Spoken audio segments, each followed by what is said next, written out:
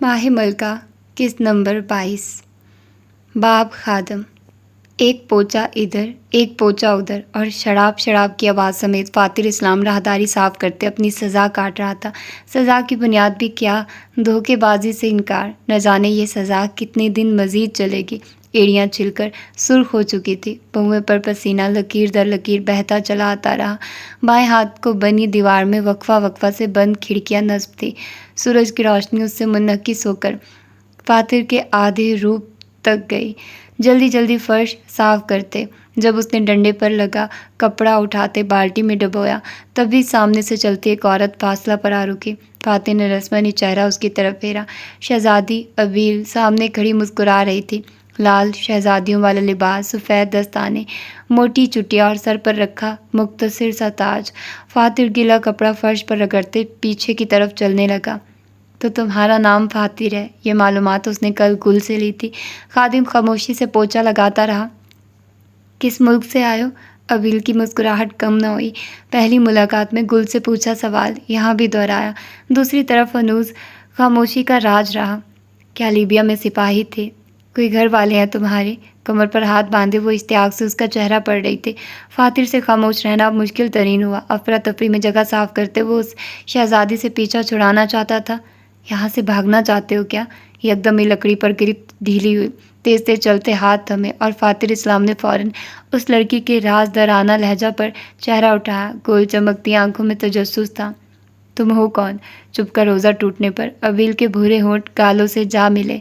تم بھاگنا کیوں چاہتے ہو؟ یہی ہمارا اصل ہے۔ ہم یہاں خوش ہیں۔ تو صحیح کریں خاتون، آپ یہاں خوش ہیں، میں یا ہم نہیں۔ لفظوں پر زور دیتے اس نے ان کی اہمیت کا احساس دلایا۔ ابیل کی بہویں ناراضگی سے تنگ ہوئی۔ ابھی تو تم آئے ہو، آہستہ عادی بھی ہو جاؤ گے، بھول جائیں گے گھر والے۔ ماضی چھوڑو، یہاں کی زندگی شروع۔ میرے ماتھے پر مشورہ وصولی کا تختہ لگایا میری گردن میں۔ آؤ مجھے بتاؤ میں کیا کروں، کا پٹا بندھا ہے؟ زور سے پوچھا بالٹی کی پانی کی بالٹی میں مارتے اس نے ابیل کی بات کاٹی۔ وہ لڑکی سوال پر الجھی۔ نہیں لکھا نا؟ تو پھر وہ ہے راستہ۔ ہاتھ سے کندھے کی طرف اشارہ کیا۔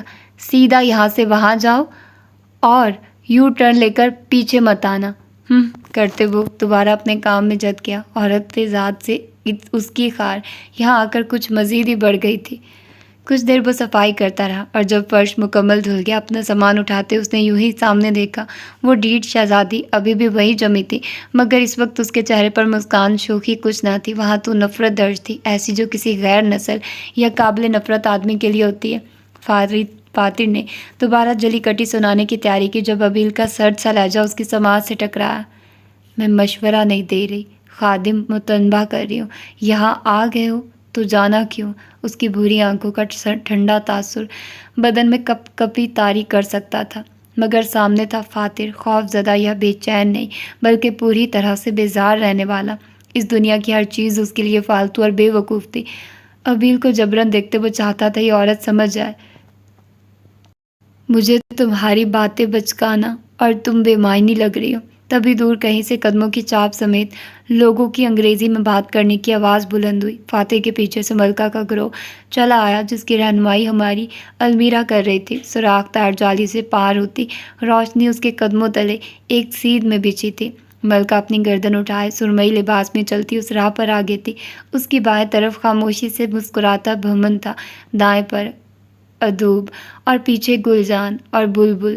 درمیان میں چلتی اس عورت کی ملکہ ہونے کی پہچان لباس اور تاج سے لگائی جاتی، مغرور خوشی اور اخضر آنکھوں کی شوخی کو دیکھتے ہر آتی جاتی عورت اسے سلام کرتی جس کا وہ پلکیں جھکا کر جواب دیتی۔ المیرا اس وقت بہمن کو ان کا جہاز دکھانے میں مصروف تھی جب بیچ راستہ میں اسے ایک جانی پہچانی پشت دکھی۔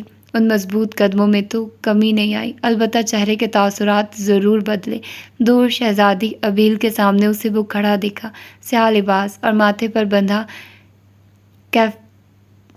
کیفیتا اس کی پشت سے روشنی ٹکرا رہی تھی۔ المیرا کے قدم اس منظر کو دیکھتے خود بخود آہستہ ہوئے۔ اپنے ارد گرد آوازوں کو یکدم کم ہوتا پا کر فاتر کے سلوٹ آزاد ماتھے پر لکیریں نمایاں ہوئی۔ ملکہ ابیل کے چہرے کو دیکھا جو فاتر کے کندھے کے پار سے کسی کو پکار رہی تھی۔ فاتر نے گردن پھیرتے پیچھے دیکھا تو اسے وہ دور اپنی وزیر اور مہمان کے درمیان رکھی دکھی۔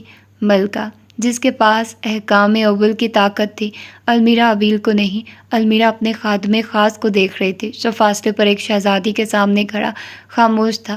خادم خاص جو صرف ملکہ کا خدمت گزار تھا، امبر آنکھیں جو سبز بھوری آنکھوں کو بغیر کسی تاثر کے دیکھ رہی تھی، سبز بھوری نگاہوں کے بائیں جانب سے روشنی ٹکرائی، حیرت سے واہ ہوتے سیاہ پن کے گرد آنکھ کا رنگ ہلکا بھورا ہوا، سنہری بھوری نگاہوں کے دائیں جانب سے روشنی آئی، بے اعتنائی میں وہ گہری بھوری لگی، ارد گرد کی ہلچل سب بے معنی ہو جاتی جب المیرا اور فاتر روبرو آتے۔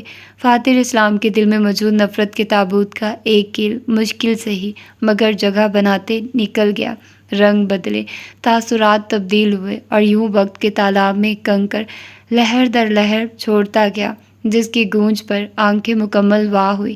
فاصلے پر کھڑی وہ اسے سب سے ممتاز لگی، شاید وہ اس کی چال تھی یا شاید وہ ان آنکھوں کا بدلتا رنگ تھا جس نے فاتر کے دل کو ٹھہرنے پر مجبور کر دیا۔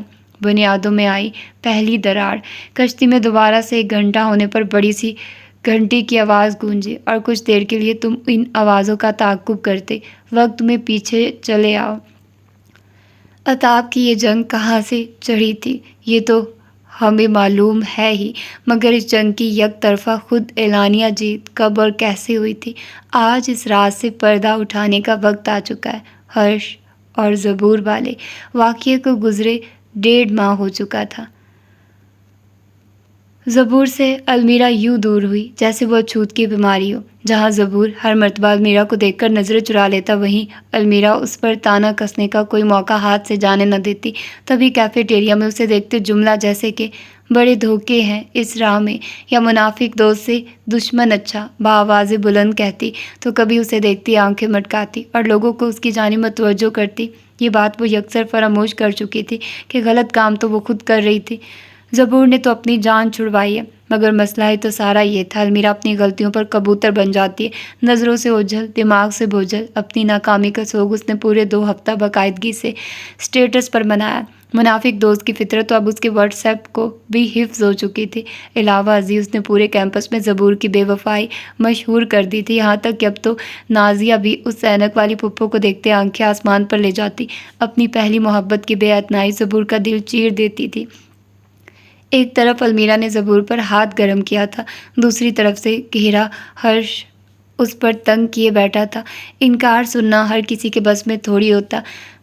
جیسی المیرا ویسے ہی المیرا کے چاہنے والے۔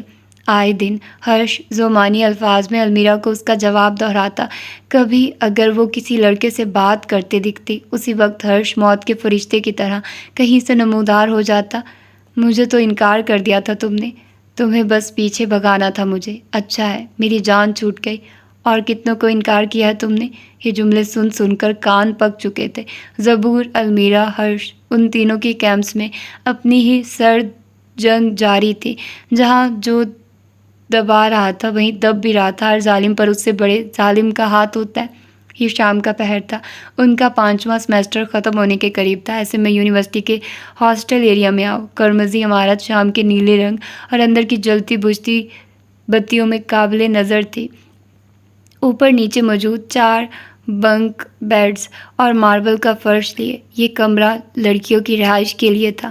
کمرہ روشن تھا، مگر اس کے باوجود وہ نیچے والے بنک بیڈ پر آدھی لیٹی نہ جانے کیا سوچ رہی تھی، نظریں اوپر والے بستر کی پشت پر اور انگلیاں آپس میں سختی سے پیوست۔ آج کے دن کا چرچا پچھلے 2 ہفتوں سے ان کی کلاس تو کیا پورے ڈپارٹمنٹ کے طلباء میں ہو رہا تھا۔ ہرش کی برتھ ڈے پارٹی، صحیح باپ کا پیسہ اڑاتا تھا۔ انگلینڈ سے آیا ان کا وہ کلاس فیلو مصر میں اپنے ذاتی بنگلے میں رہتا تھا، اور آج رات اپنی 22ویں سالگرہ کی خوشی میں اس نے کثیر تعداد میں لوگوں کو مدعو کیا تھا۔ کس کو خوشی ہے اس کاکروچ کے پیدا ہونے پر؟ بستر پر ٹانگیں گرائے اندھیرے میں چھپی بمبل بی کی بز بز دعوت نامہ اسے بھی آیا تھا۔ مگر دل کا دعوت نامہ ملنے میں ڈاکیا نے دیر کر دی تھی، یا شاید دل نے ایسا کوئی دعوت نامہ بھیجنا ہی نہیں تھا۔ کمرے کے بھورے دروازے سے اس کی دوست اندر آئی، بالوں کو تولیہ میں لپیٹے، ہاتھوں کو آپس میں مسلتے۔ المیرا پر نظر پڑتے وہ وہیں رکی، اس کی دوست اور اتنی خاموش، کہیں قیامت تو قریب نہیں۔ المیرا، سب ٹھیک ہے؟ اسٹڈی ٹیبل کی کرسی پر بیٹھتے نازیہ نے دروازہ کھولتے ہینڈ کریم نکالی۔ المیرا کی طرف سے گہری خاموشی، اب تو واقعی کچھ گڑبڑ تھی۔ میرا، کیوں لیٹی ہو ایسے؟ تیار نہیں ہو نا؟ آدھے گھنٹے تک نکل رہے ہیں سب۔ ہیزل آنکھیں ابھی بھی بستر کی پشت پر ہی تھی۔ آواز تھی، الفاظ نہیں۔ نازیہ اب اٹھ کر اس کے قریب آئی۔ بولو تو صحیح۔ سر جنگ کی ایک خاصیت یہ بھی تھی کہ زبور کا دھوکہ سب کو معلوم تھا، مگر المیرا کا انکار اور ہرش کی طرف اس کا رویہ، وہ ایک پہیلی تھی۔ ہرش المیرا جتنا بے شرم تھوڑی تھا کہ مظلوم پر ظلم کی وجہ کھلے عام کر دے۔ میں نہیں جا رہی، میرے سر میں درد ہے، کہتے ساتھ ہی اس نے سرہانے میں منہ دے لیا۔ نازیہ ہاتھ پہلو میں گرائے لاجواب سی کھڑی تھی۔ سوال لاتعداد تھے مگر معلوم تھا جواب ایک کا بھی نہیں ملنا۔ دراز کی طرف مڑتے اس نے چیزیں آگے پیچھے کی۔ کچھ دیر تک کھٹ پٹ المیرا سرہانے کے اندر سے سنتی رہی۔ میڈیسن لے لو۔ نہایت نرمی سے اس نے دوائی کی شیشی المیرا کی کونی کے قریب رکھی۔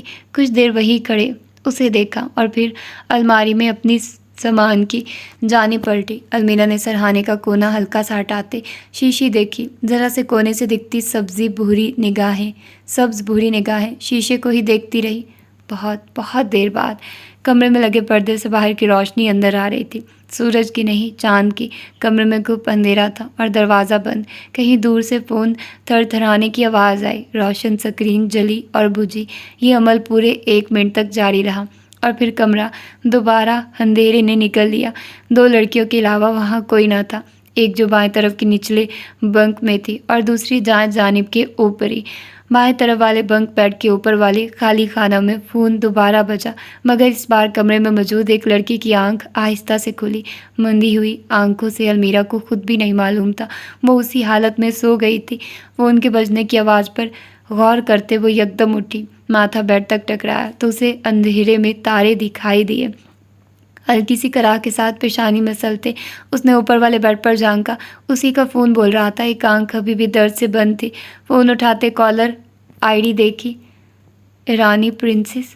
سست روی سے فون کان سے لگایا، دوسری جانب بلند موسیقی کی آواز سنتے اس کے کان کھڑے ہوئے۔ ہیلو، نیند میں ڈوبی آواز اور دوسری طرف سے فون کٹ۔ المیرا کچھ حیران ہوئی، جمائے روکتے فون کو دیکھا تو ابھی نازیہ کا میسج آیا، کال کی بجائے میسج۔ تم جاگ گئی؟ المیرا نے جواباً میسج ٹائپ کرنا شروع کیا۔ اس وقت اس کا دماغ سوالات کا بوجھ نہیں سہ سکتا تھا۔ کال کیوں کاٹی ہے؟ تمہیں جگانے کے لیے میں لائی تھی، بات کرنی ہے مگر یہاں شور بہت ہے، آواز سمجھ نہیں آئے گی تو میسج پڑھو اب۔ 3-4 الگ الگ بھیجے میسیجز۔ المیرا پیچھے اسٹڈی ٹیبل پر بیٹھی، اس کی دوسری روم میٹ سو رہی تھی۔ میں اپنا بس کارڈ بھول آئی ہوں، ایک رونے والے ایموجی کے ساتھ بھیجا گیا غمگین میسج۔ کیب میں اس وقت کرا نہیں سکتی، مصر کے اچھے پیارے حالات، ایک اترے ہوئے منہ کے ساتھ ایموجی۔ المیرا نے آنکھیں ملتے نیند کو پس پوچھ ڈالا۔ تو مجھے بس میں لینے آ جاؤ، 10 منٹ کا تو فاصلہ ہے، ہاسٹل سے ہرش کے گھر۔ فون کی نیلی روشنی اس کے چہرے پر تھی۔ پارٹی ختم ہو گئی؟ ان کا تو صبح تک کوئی موڈ نہیں ختم کرنے کا، آنکھیں گھمانے والا انداز۔ مگر مجھے واپس آنا ہے، نیند آ رہی ہے۔ المیرا نے فون اسکرین پر وقت دیکھا، 1:22۔ اچھا، آ رہی ہوں۔ مصر کی میٹرو بھی تقریباً پاکستان جیسی تھی، 3 الگ رنگوں میں، سبز، پیلا اور سرخ۔ المیرا کی یونیورسٹی کے قریب سب سے قریبی اسٹیشن السعادت تھا۔ عموماً اسٹیشن میں آپ کا اسٹوڈنٹ کارڈ کام نہیں کرتا اور آپ کو ٹکٹ نئے سرے سے لینی ہوتی ہے، مگر جہاں کارڈ ہو اسی پر ایک حد تک آپ سفر کر سکتے ہیں اور پھر کارڈ تجدید کروانا ہوتا ہے۔ فون بند کرتے وہ اب اپنی الماری کی جانب بڑھی۔ یہ سوال ایک لمحے کے لیے بھی ذہن میں نہیں آیا کہ نازیہ کسی اور سے پیسے لے کر میٹرو سے کیوں نہیں آ جاتی۔ الماری کی کھٹ پٹ، بالوں میں چلتے برش کی آواز اور افراتفری میں بھی المیرا کی روم میٹ سوتی رہی۔ سفید نیٹ کی فراق کے گرد سبز شال لپیٹتے المیرا نے سنہرے لمبے بالوں کو کندھے پر کھلا چھوڑ رکھا تھا۔ والیٹ فون سنبھالتے میٹرو کی راہ لی۔ اسٹوڈنٹ کارڈ کی وجہ سے لمبی لائن کو نظر انداز کرتے وہ سیدھا کرسیوں تک گئی۔ بس میں سوار ہوتے وہ سبز کرسیوں پر بیٹھ گئی۔ نیند ابھی بھی کچی تھی، اس لیے سر کھڑکی کے ساتھ ٹکا دیا۔ ہرش کا گھر تقریباً یونیورسٹی سے 10 منٹ کے فاصلے پر تھا۔ غزہ میں موجود فاریئرز کی رہائش والے کالونی میں اس کا گھر واقع تھا۔ نیلے سفید بنگلے کے ارد گرد گاڑیاں اور بائکس کھڑی تھی۔ المیرا نے گلی کی شروعات پر رکتے نازیہ کو کال ملائے۔ دوسری طرف بیل جا رہی تھی مگر کسی نے اٹھائی نہیں۔ تنگ آ کر اس نے گھر کی طرف چلنا شروع کیا۔ بمبل بھی کسی کی آواز پر اس کے قدم پیچھے پلٹے۔ المیرا زبردستی مسکرائی اور آگے بڑھ کر 2 لڑکیوں سے گلے ملی۔ ادھر ادھر کی باتوں کے بعد وہ سیدھا مدعے پر آئی۔ نازیہ کو دیکھا ہے؟ ایک لڑکی کی وہ میں سوچ سے جڑی۔ وہ اندر ہرش کے ساتھ تھی۔ شکریہ ادا کرتے وہ آگے نکل گئی۔ اسے دیکھتے کئی لوگوں نے سرگوشیاں کی، کہیں نے اس کے قریب آنے کی خواہش دل میں چھپائی، دل میں ان سب کے لیے نفرت چھپائے۔ وہ مسکراہٹوں کے تبادلے کرتی گھر میں داخل ہوئی۔ کتنے عجیب ہوتے ہیں یہ انسان، جو ان کی تعریف میں زمین آسمان ایک کر دے، ان کے لیے پیچھے چلے جاتے ہیں۔ المیرا کی انسانوں سے نفرت میں دن بدن اضافہ ہوتا تھا۔ گھر کا لیونگ روم جھومتے گاتے لوگوں سے بھرپور تھا۔ نیلی، پیلی، گلابی اور نہ جانے کون سی رنگ کی بتی کمرے میں پھیلی ہوئی تھی۔ اس نے دوبارہ سے کال ملائی۔ فون بن جا رہا تھا تو اس نے قریب سے گزرتے ایک جاننے والے کو روک کر پوچھا، نازیہ کو دیکھا ہے؟ گھر کے پچھلی طرف کے پول سائڈ کی جانب اشارہ کرتے وہ آگے نکل گیا۔ المیرا کی شال پر گرفت مضبوط تھی۔ وہ چاہے جتنی معروف کیوں نہ ہو، ایسی پارٹی سے اسے وحشت ہوتی تھی۔ المیرا کا اصل سر تا پیر انسانیت سے نفرت میں ڈوبا تھا۔ پول کے پانی کے گرد کچھ لوگ اور فاصلے پر ہوتے باربیکیو کے سامنے کھڑے کچھ رش کے سوا وہاں کوئی نہیں تھا۔ اسے نازیہ کا نام و نشان نہیں ملا۔ تو تم آخر کار آ ہی گئی میری پارٹی میں؟ یہ جتاتا لہجہ، یہ مغرور سی ہنسی۔ المیرا نے کھڑے کھڑے کلس کر رخ پلٹا۔ پیچھے کھڑا ہرش آنکھوں پر ہیپی برتھ ڈے کی بے ڈھنگی سی اینک لگائے بوتل کے چھوٹے گھونٹ بھر رہا تھا۔ نازیہ کو دیکھا ہے؟ نازیہ کو بھی ڈھونڈ لینا، اب تم غلطی سے آ گئی ہو تو تھوڑا انجوائے ہی کر لو۔ ہرش نے ساتھ سے گزرتے ویٹر سے بوتل اٹھاتے المیرا کو تھمائی۔ اسے انکار کرنے کا موقع دیے بغیر وہ پول سائڈ کا دروازہ بند کر چکا تھا۔ باہر عربیوں کی اونچی آوازیں اور ہلکی موسیقی کا شور تھا۔ میں پارٹی بھی انجوائے کر لوں گی، پہلے تم نازیہ کو ڈھونڈنے میں میری مدد کر دو۔ اینک اتارتے ہرش نے اپنی پھولدار پرنٹ والی شرٹ کے کالر میں لٹکائی۔ اب تم انسسٹ کر رہی ہو تو چلو۔ دروازہ کھولتے وہ اب اسے ایک پتلی سی راہداری میں لے کر گیا۔ المیرا نے اب تک ہاتھ میں پکڑی بوتل کا ایک گھونٹ نہیں بھرا۔ کچن میں آتے وہ ایک طرف رکھے فریزر کے سامنے رکا۔ یہاں تو نازیہ نہیں ہے۔ متلاشی نگاہیں ارد گرد دہرائی۔ وہ بھی مل جائے گی، پہلے تم یہ لو۔ المیرا اس کی پیٹھ کو گھرتے انتظار کر رہی تھی جب اس نے 2 آئس کریم نکالی اور ایک المیرا کی طرف بڑھائی۔ For you my friend. اس کے صبر کا پیمانہ لبریز ہو چکا تھا۔ چپٹنے والے انداز میں اس نے آئس کریم پکڑ کر فرش پر دے ماری۔ ہرش اس اچانک رد عمل پر الجھا۔ جب المیرا نے آؤ دیکھا نہ تھا، اسے کالر سے دبوچتے چہرہ فریزر کے ساتھ جوڑ دیا۔ ہرش کا ایک بازو اس کی کمر پر بندھا تھا اور جھکا چہرہ سختی سے ٹھنڈے شیشے سے جڑا تھا۔ بوتل فرش پر گرتے چکنا چور ہو گئی۔ اس سے پہلے کہ میرے دماغ کے خانے برداشت سے بھر جائیں، خاموشی سے مجھے بتاؤ نازیہ کہاں ہے؟ تمہاری اس گھٹیا پارٹی اور تمہارے فالتو وجود میں مجھے نہ آج دلچسپی اور نہ 100 سال بعد ہوگی۔ نہ جانے تم انسانوں کو انکار اتنی اذیت کیوں دیتا ہے؟ ہاتھوں کی مدد سے اس پر مزید وزن ڈالا۔ وہ لڑکا فریزر کے ساتھ لگا پھڑپڑایا، آنکھیں حیرت سے باہر آنے کو بےتاب کہ یہ اچانک بندی کو ہوا کیا ہے۔ المیرا کی گرفت مضبوط اور جنونی تھی۔ ہرش کا بازو ہلکے سے موڑنے پر وہ اونچی آواز میں کرا اٹھا، مگر المیرا نہ رکی۔ اس کے اندر دبا سارا غصہ آج اس برتھ ڈے بوائے پر اترے گا۔ تبھی اسے کچن کے قریب آتے اونچے اور بے تحاشا قدموں کی آواز آئی۔ سنبھلنے سے پہلے ہی چوکھٹ پر کہیں لوگ جمع ہو چکے تھے۔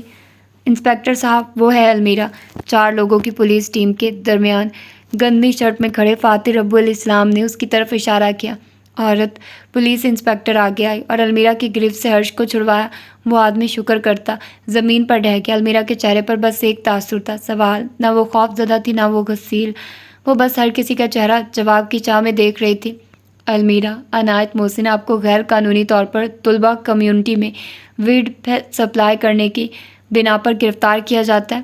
المیرا پلک تک نہ جھپک سکی، کان تو اس کے صاف تھے۔ پھر یہ عورت اسے کیا کہہ رہی تھی؟ معذرت، اس عورت نے جواباً ہلکا سا دھکا دیتے اسے کچن کے دروازے کی طرف بڑھایا۔ المیرا کو ابھی بھی اس کی بات کی نوعیت سمجھ نہیں آئی۔ یہ کوئی کھیل تو نہیں؟ فاتح کے قریب سے گزرتے اس نے آنکھوں ہی آنکھوں میں سوال پوچھا، جس کے جواب میں اس مرد نے حقارت سے گردن پھیر لی۔ میں نے کچھ نہیں کیا، یہ مجھے پھنسا رہے ہیں، میں بے گناہ ہوں۔ شوق سے نکلتے اب انکار کا مرحلہ۔ آپ کے ہینڈ بیگ سے ویڈ کے پیکٹ برآمد ہوئے ہیں محترمہ، فاتح نے طنز کیا اور تبھی اسے یاد آیا اس کا پرس جس میں والیٹ اور کارڈ تھا وہ اس کے پاس سے کب لاپتہ ہوا۔ تو یہ کوئی مذاق یا گیم نہیں بلکہ حقیقت ہے۔ المیرا عنایت محسن، جس نے اپنی 20 سالہ زندگی میں کبھی ڈرگز کو ہاتھ تک نہیں لگایا، آج اس پر سمگلر ہونے کا الزام لگ چکا ہے۔ انسانوں سے نفرت کا گراف کچھ مزید اوپر گیا۔ وہ ڈرگز میری نہیں، کسی اور کی ہوگی۔ میں نہیں جانتی کچھ، میں نے کچھ نہیں کیا۔ اونچی اونچی آواز میں اپنی بے گناہی کی گواہی دیتی اس پر پاگل پن کا گمان ہوتا۔ پولیس اسے ہجوم کے درمیان سے راستہ بناتے لے جا رہی تھی۔ خاموش کھڑے لوگوں کی نظریں اس پر تھیں۔ جہاں کچھ دیر پہلے اس کے قریب آنے کی چاہت تھی، وہیں اب ارد گرد کھڑے لوگ اس سے گھن کھا رہے تھے۔ مجھے ایسے دیکھ رہے، تم لوگوں کے پاکیزگی کے قصہ میں نے کھولے تو یہاں ہر ایک اپنے کانوں کو ہاتھ لگائے گا۔ دروازے سے نکلتے ہی المیرا کے وہ آخری الفاظ تھے جو ان سب کے کانوں میں سنائی دیے۔ پولیس وین میں بیٹھنے کے باوجود بھی اس نے بے گناہی کا راگ الاپنا بند نہ کیا۔ 2 گھنٹے 20 منٹ 40 سیکنڈ، 2 گھنٹے 20 منٹ 41 سیکنڈ، 41 سیکنڈ، 2 گھنٹے 20 منٹ 42 سیکنڈ۔ ہر گزرتی گھڑی میں المیرا کی برداشت کم اور فاتح اسلام سے نفرت زیادہ ہوتی رہی۔ حوالات میں قید اس کا وجود مسلسل آگے پیچھے جھول رہا تھا۔ بیٹھتی تو کھڑی ہو جاتی، کھڑی ہوتی تو چلنے لگتی، چلتی چلتی تھکتی تو بیٹھ جاتی۔ 20 سال کی عمر میں ایک غیر ملکی جیل دیکھ لیا۔ بکٹ لسٹ میں یہ والی خواہش تو اب وہ کبھی نہیں ڈالے گی۔ 10 گھنٹے 22 منٹ 4 سیکنڈ، 10 گھنٹے 22 منٹ 5 سیکنڈ، 10 گھنٹے 22 منٹ 6 سیکنڈ۔ صبح کی کچی کرنیں اس کے جھکے سر پر آ کر ٹھہری تھی۔ بھورے بال سنہری لگے۔ جب اس نے چہرہ اٹھاتے خالی نگاہیں اینٹوں کی دیوار پر مرکوز کر دی، شب خوابی اور بے سکونی اس کے بے رنگ چہرہ اور سوجی آنکھوں سے واضح تھی۔ اسے آج احساس ہوا کہ تنہا قید اس کا خوف ہے، سناٹے سے اسے وحشت ہوتی ہے، اندھیرے میں اس کا جی گھبراتا ہے۔ المیرا کو بے یار و مددگار کرنا ہو تو اسے قید میں ڈال دو۔ کچھ دیر بعد المیرا کو دور سے آوازیں آئی۔ وہ یکدم ہی چوکنا سی ہو گئی۔ ایک خاتون انسپکٹر سلاخوں کے باہر آئی اور حوالات کا دروازہ کھولا۔ ایک بھی منٹ ضائع کیے بنا المیرا اٹھی اور اد کھلے دروازے کو انسپکٹر کے منہ پر مارتی باہر کی طرف بھاگی۔ تبھی پولیس کمرے میں بیٹھے شخص کو دیکھ کر اس کے قدم خود بخود تھم گئے۔ دل کی دھڑکن ابھی بھی تھمی نہیں۔ میل آفیسر نے پہلے المیرا کو دیکھا، پھر سامنے سفید وینم والی ہوڈی میں بیٹھے دبیر کو۔ تم جا سکتی ہو۔ المیرا نے دبیر کو دیکھا اور پھر اس انسپکٹر کو۔ یہ کون سی فلم کا سیٹ چل رہا تھا جہاں اسے بے بنیاد الزام کی سزا دینے کے بعد امن و سلامتی سے جانے کا عطیہ تھما دیا تھا؟ سارے سوالات ایک طرف۔ اس وقت اس کو بس پولیس اسٹیشن سے نکلنا تھا۔ کیا معلوم وہ منہ کھولے اور یہ لوگ اسے پکڑ کر دوبارہ جیل میں قید کر دیں۔ 10 گھنٹے اندھیرے، سناٹے اور بدبو میں کاٹنے کے بعد اس کی حالت چہرے پر پھیلی وحشت اور خشک ہوئے پسینے سے ہی نمایاں تھی۔ قاہرہ میں اس وقت فجر کی اذان ہو رہی تھی جب دبیر کے پیچھے چلتے وہ پولیس اسٹیشن سے دور جانے لگی۔ وہ کافی فاصلے سے ہوڈی کی جیب میں ہاتھ ڈالے آگے چل رہا تھا، جبکہ المیرا ہر 1 منٹ بعد ٹھہر کر پیچھے پولیس اسٹیشن کی عمارت کو دیکھتی، کہیں ان کا فیصلہ بدل نہ جائے اور اس بار سیدھا وہ قتل گاہ کو سلام کرے۔ کوئی نہیں آ رہا اب۔ خاموش گلی میں آگے چلتے دبیر کی آواز پر اس کا دل تیزی سے دھڑکا۔ خشک لبوں پر زبان پھیرتے اس نے انگلیوں کو باہم ملاتے چٹکایا۔ ایک رات میں اس کا سارا اعتماد چکنا چور ہو چکا تھا۔ میں نے کچھ نہیں کیا تھا۔ سفید ہوڈ والا آدمی اسٹریٹ لائٹ کے نیچے چلتا رہا۔ نیلی اور نارنجی روشنی ارد گرد پھیلی دھند میں راستہ دکھا رہی تھی۔ میرے اوپر الزام لگا ہے، میں بے قصور ہوں۔ بھاگتے ہوئے اس کے قدموں کا مقابلہ کیا۔ وہ آہستہ چل رہا تھا۔ المیرا تیز اوکے بغیر دیکھے جواب تاکہ وہ چپ کر جائے۔ مجھے فاتح نے فریم کیا ہے۔ نہیں، وہ نہیں چپ کر سکتی۔ دبیر نے اس کے بارے میں بالکل درست سنا تھا۔ کچھ 1-2 گلیاں ساتھ طے کرنے کے بعد المیرا کی بس ہو گئی۔ وہ شور چاہتی تھی، اس گونگے کا ساتھ نہیں۔ تم جواب دو گے؟ چڑھ کر اس کے عین سامنے آ کھڑی ہوئی۔ مجھے تم میں دلچسپی نہیں۔ لمبا سانس خارج کیا جیسے بہت بول لیا۔ پھر تم مجھے چھڑوانے کیوں آئے؟ دبیر اس کی بائیں طرف ہوا تو وہ اس کی دائیں طرف مڑی۔ نہیں۔ وہ دائیں سے نکلنے لگا۔ المیرا پھر راستے میں آگے۔ کیا نہیں؟ تم کیا کرنے آتے تھے پولیس اسٹیشن؟ جس کے پیچھے پولیس لگی ہے انہیں اس کی رہائش کے متعلق انونیمس ٹپ ملی تھی۔ بنا دیکھے جواب دیا اور اس کے کندھے سے دھکیلتے آگے بڑھ گیا۔ کس نے دی وہ ٹپ؟ وہ بھی المیرا تھی۔ بھاگ کر دوبارہ راستہ روک لیا۔ انونیمس یعنی نامعلوم؟ المیرا نے اس کے بے لچک انداز پر ناک چڑھائی۔ تو تم کیا کر رہے تھے وہاں؟ گواہ کے طور پر آیا تھا۔ المیرا کا دل کیا اس کا سر اسٹریٹ لائٹ میں دے مارے۔ تم کوماز اور فل سٹاپ میں بات کیوں کرتے ہو؟ سسٹم میں پیٹرول کی کمی ہے کیا؟ لڑاکا عورتوں کی طرح کمر پر ہاتھ رکھتے آنکھیں چھوٹی کی دبیر اسے دیکھنے لگا۔ پیار، نفرت، بیزاری کچھ نہیں تھی آنکھوں میں۔ المیرا بھی ڈھیٹ بنی کھڑی رہی۔ قریب سے گزرتے ایک اخبار والے نے سائیکل چلاتے گردن پھیر کر ان دونوں کا گھورنے کا مقابلہ دیکھا۔ اسی اثنا میں اس کی سائیکل کچرے کے ڈبے سے ڈھکی اور وہی المیرا نے بیزار ہوتے آنکھیں پھیر لی۔ کون سی گواہی دینے آئے تھے؟ آگے پیچھے جھولتے آنکھیں مٹکائی۔ اس کو یہ گونگا تھوڑا تھوڑا اچھا لگا۔ بے گناہی کی۔ المیرا کا غصہ آسمان کو چھو گیا۔ دبیر ہوڈی کی ٹوپی کو ناک تک کھینچتا دھند میں چلنے لگا۔ میرا گھر اس طرف ہے۔ بامشکل اپنا لہجہ وہ نارمل رکھ سکی۔ اگر اسے پولیس کا ڈر نہ ہوتا تو دبیر السزار کی لاش کے چھوٹے چھوٹے ٹکڑے کر کے اس کے کچرا دان میں پھینک دیتی تو دیکھنے کی بھی مروت نہیں تھی۔ تم مجھے چھوڑنے جا رہے تھے؟ کس نے کہا؟ ٹوپی کا کونا ہلکا سا موڑتے ایک آنکھ کی مدد سے دیکھا۔ تم پولیس اسٹیشن سے میرے ساتھ چل رہے ہو، ظاہر ہے مجھے چھوڑنے ہی جا رہے تھے نا؟ دبیر کچھ دیر تک سن رہا۔ میں تو تم سے آگے تھا، تم خود ساتھ آئی تھی۔ اس کی بائیں آنکھ بھڑک اٹھی۔ یہ آدمی اس کے صبر کا امتحان نہیں بلکہ پورا ابسٹیکل کورس تیار کر چکا تھا۔ المیرا نائت کو یوں ہی حیران پریشان چھوڑتے وہ آگے چلتا غائب ہو گیا۔ المیرا کو سمجھ نہیں آیا یہ اس کے ساتھ ہوا کیا ہے۔ پہلے ایک آدمی اس کا اپنی برتھ ڈے پارٹی میں دماغ چاٹتا ہے، پھر دوسرا آ کر اسے بغیر کسی وجہ کے پولیس کے حوالے کر دیتا ہے، پھر تیسرا اس کو رہا کرواتا ہے اور بیچ راستہ میں اپنے دماغی خرابی کی وجہ سے چھوڑ کر غائب ہو جاتا ہے۔ اس کو نئے سرے سے مردوں سے نفرت ہوئی۔ خدا نے نمونے بنایا اور پھر مردوں کو ان کی قدر میں اضافہ کے لیے بھیج دیا۔ غصہ پیتے وہ بس اسٹیشن کی طرف چل دی۔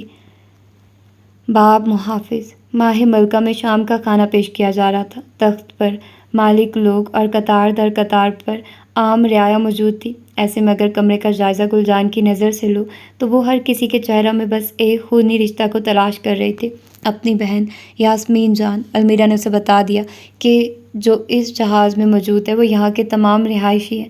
یہاں کے علاوہ اسے اپنی بہن کہیں نہیں ملے گی۔ کیا کسی نے کوئی شکایت درج کروائی؟ کمرے سے گال تھپ تھپاتے نگار نے ساتھ کھڑے دبیر سے سوال کیا۔ وہ سر جھکا اپنے دبیر انداز میں کھڑا تھا۔ وہاں گل کی کھوج ابھی بھی اچھل اچھل کر جاری تھی۔ نہیں، سر کو تائید میں ہلاتے اسے وہاں سے جانے کا اشارہ کیا۔ المیرا مکمل طور پر کھانے سے انصاف میں مصروف تھی۔ گل کے دل میں موجود مایوسی اس تفصیلی جائزہ کے بعد گہری ہوگی۔ اس کی بہن یہاں بھی نہیں تھی۔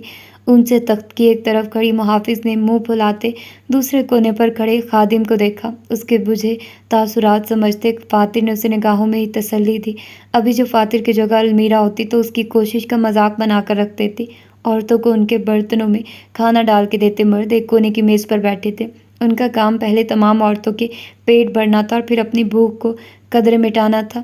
وہاں سب امن و سکون سے اپنا کھانا کھا رہے تھے، تبھی کہیں دور سے آتی آواز آئی۔ یکدم پلیٹ چمچوں کی ہلچل سست ہوئی۔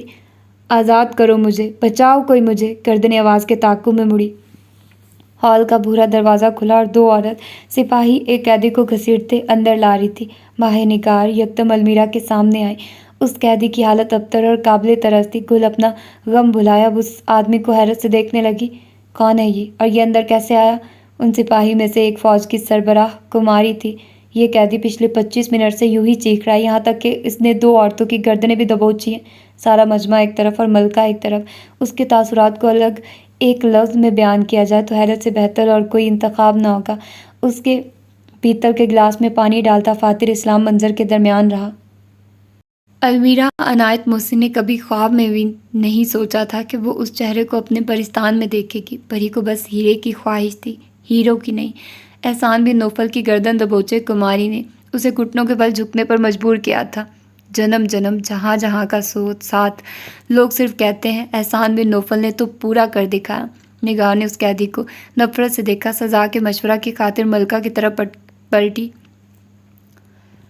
سپاہیوں پر ہاتھ اٹھانے والے ہر قیدی کی سزا موت ہے۔ ملکہ اگر آپ کہیں تو ہم اسے قتل کر دیں؟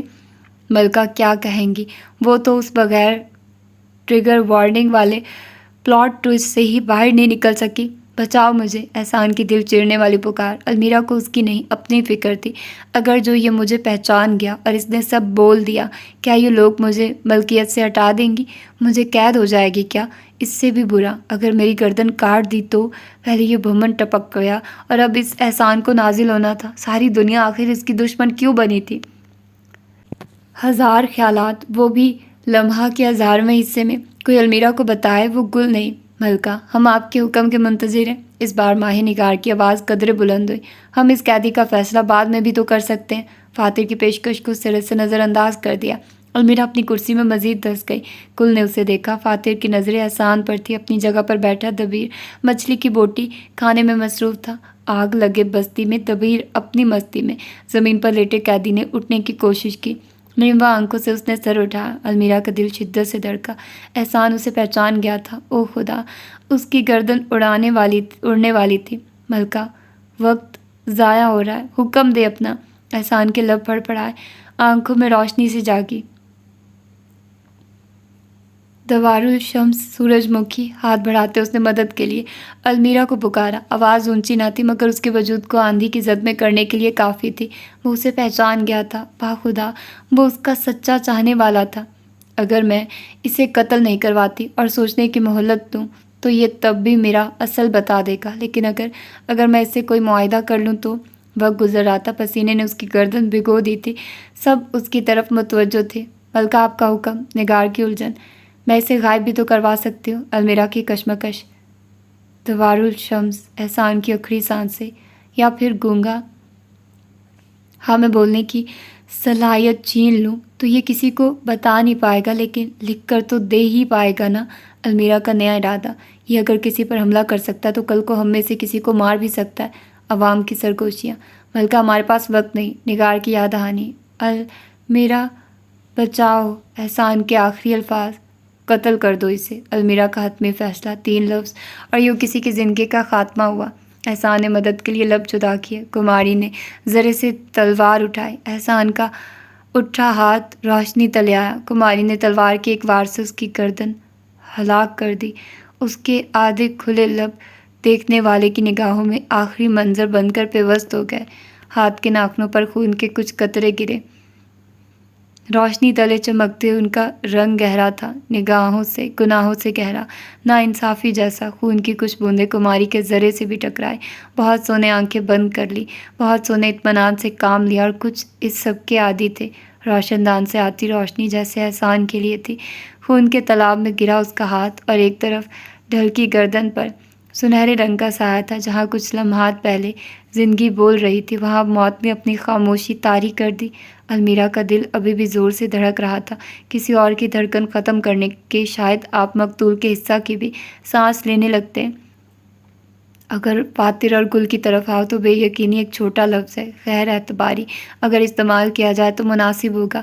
کیا جو یہ ہوا تھا وہ انہی کی آنکھوں نے دیکھا تھا، یا یہ سب ایک خواب ہے؟ فاصلہ پر زمین بوس ہوئی لاش کا چہرہ دوسری طرف اور گردن چبوترے کی جانب تھی۔ خود کی ایک سست روی سی بہتی فوار تھی جو اس کے گردن کے پچھلے حصے سے نکلتی اس کے وجود کو مکمل بھگو گئی۔ منٹوں کا کھیل تھا، اور تازہ خون کی بو فضا میں گھل کر سب کچھ گھٹن زدہ کر گئی۔ گل اپنی نشست سے 4 قدم آگے آئی، سیڑھیوں سے جھانک رہی تھی، نیلی شفاف آنکھوں میں خوف اور سانس حلق میں مکید۔ کیا اسے بھی یہی کسی انجان پل میں بغیر جواز کے قتل کر دیا جائے گا؟ انسانی جان کی وقت بس اتنی سی ہے کیا؟ احسان کی جلد پر خون کی ننھی بوندیں اور اس کے ارد گرد لوگوں کا جمع غفیر تھا۔ یہاں گستاخی کی سزا موت ہے۔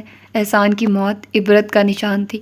جو بھی ناجائز فرار چاہے گا اس کے ساتھ یہی سلوک ہوگا۔ تو نقاب پوش عورتیں آگے آتی۔ اب احسان کی لاش کپڑے میں لپیٹ رہی تھی۔ فاتر اپنی جگہ پر جامد تھا، آنکھیں سامنے کے منظر سے ہٹنے پر انکاری۔ اس نے ایک اور قتل اپنی آنکھوں کے سامنے دیکھا اور پھر بھی کچھ نہیں کر سکا۔ کیسا انسانیت کا علمبردار بنے گا تو؟ ان تمام آدمیوں کو مقتل کی طرف لے جانا، اور یہاں ایک آدمی کی گردن اڑا دینے میں فرق تھا، بالکل اتنا ہی جتنا اب فاتر اسلام کے یہاں سے نکلنے کے فیصلہ اور عمل میں رہ گیا تھا۔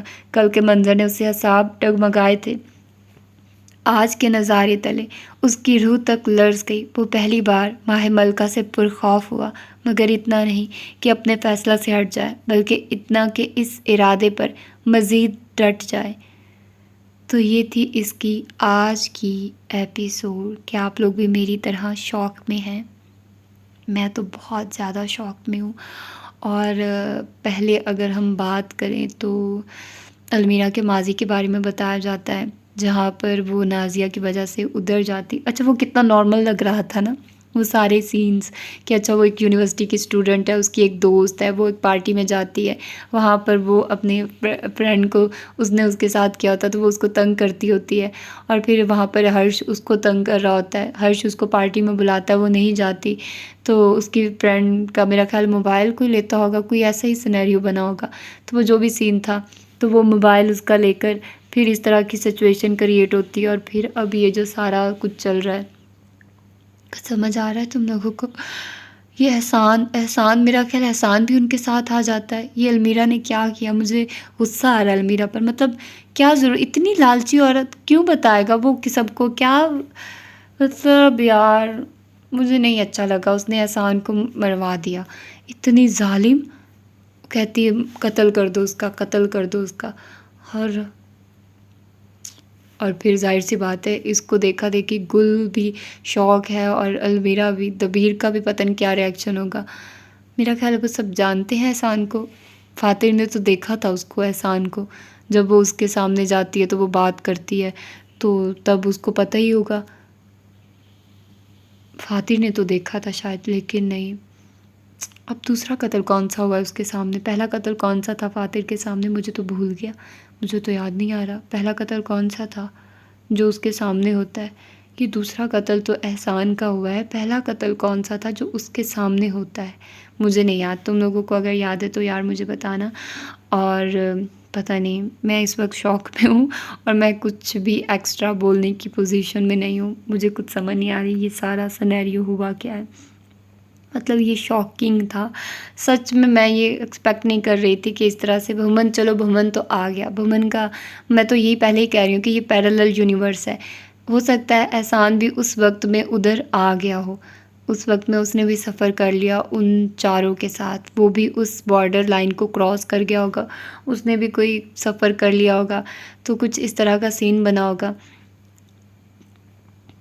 پتہ نہیں اب کیا چل رہا ہے. تو دیکھتے ہیں کہ اس کی اگلی ایپیسوڈ میں کیا ہوتا ہے. اور اپنا ڈھیر سارا خیال رکھیے گا، مجھے دعا میں یاد رکھیے گا. اللہ حافظ.